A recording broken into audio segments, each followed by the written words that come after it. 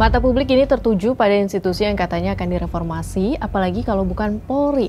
Sambil menunggu kepastian surat presiden atau surpres pergantian Kapolri dan langkah reformasi Polri, kita bahas yuk soal problem kultural di Polri kita. Lalu perubahan kultural seperti apa yang kiranya baik untuk Polri?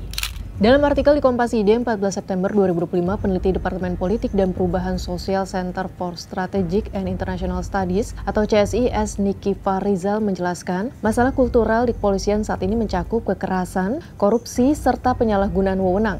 Padahal salah satu amanat pemisahan Polri dan Angkatan Bersenjata RI atau ABRI adalah menginginkan Polri menjadi institusi publik yang modern, transparan, dan akuntabel.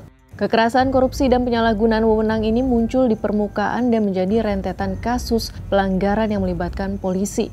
Mulai dari kasus pemerasan oleh 18 anggota Polri terhadap warga Malaysia dalam acara Jakarta Warehouse Project atau DWP pada Desember 2024 hingga penembakan siswa SMK di Semarang.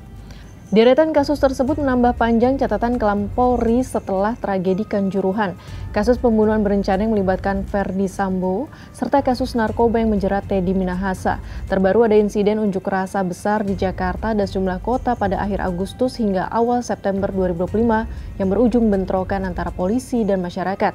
Sejumlah 10 orang tewas dalam kerusuhan tersebut. Nah, atas problem kultural ini, Niki Fahrizal menekankan perubahan kultural di tubuh kepolisian harus dimulai dari perbaikan lembaga pendidikan dan pelatihannya, karena ini merupakan mesin utama untuk mengubah kultur dan melahirkan aparat yang berintegritas. Proses rekrutmen harus benar-benar transparan dan akuntabel sejak penerimaan kadet. Selain melakukan reformasi kultural, pembenahan lainnya adalah pada aspek institusional hingga operasional. Sebagai institusi yang langsung di bawah Presiden, Polri menjadi lembaga yang sangat berkuasa tanpa supervisi memadai. Keberadaan Komisi Kepolisian Nasional atau Kompolnas dinilai belum cukup efektif untuk menjalankan fungsi pengawasan. Niki membuka wacana penempatan Polri di bawah kementerian seperti Kemenko Polkam atau Kemendagri. Tak kalah penting yaitu peningkatan anggaran Polri setiap tahun juga seharusnya menuntut pengawasan yang lebih ketat. Tanpa transparansi dan akuntabilitas, penyalahgunaan wewenang sulit dibenahi. Di sisi yang lain, pengurangan kewenangan kepolisian juga mendesak dilakukan. Sebab Polri di masa depan seharusnya lebih berfokus terhadap penegakan hukum dan pemolisian masyarakat atau community policing. Pandangan lain soal reformasi Polri ditegaskan oleh pengajar Fakultas Hukum Universitas Mula Warman, Herdiansyah Hamzah, yang menyebut pergantian kepala Polri dianggap menjadi jalan untuk memulai perubahan. Meski demikian, langkah itu belum cukup menjamin transformasi sistemik dari hulu ke hilir yang saat ini dibutuhkan. Problem dan perubahan kultural Polri sudah tersaji di depan mata. Pertanyaannya, adakah kemauan politik untuk mereformasi Polri kita?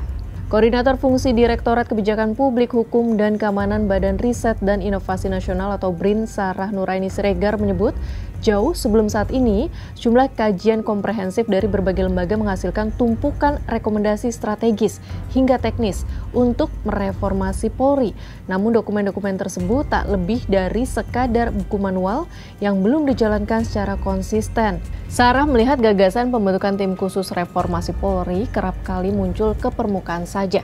Penyebabnya adalah minimnya kemauan politik untuk mengimplementasikan rekomendasi yang sebenarnya telah lama tersedia. Sarah juga mengingatkan sebelum langkah mereformasi Polri, perlu adanya penyamaan persepsi dan pembuatan kajian masalah secara komprehensif, didukung data dan hasil kajian yang objektif. Tujuannya agar pembenahan Polri tidak sia-sia, pengawasan ketat yang mampu mengukur keberhasilan dan kegagalan secara objektif sangat dibutuhkan. Sahabat Kompas, bagaimana opini kamu terkait problem kultural dan perubahan yang harus dilakukan di Polri kita? Apakah kamu optimistis kali ini reformasi Polri secara menyeluruh bakal terjadi?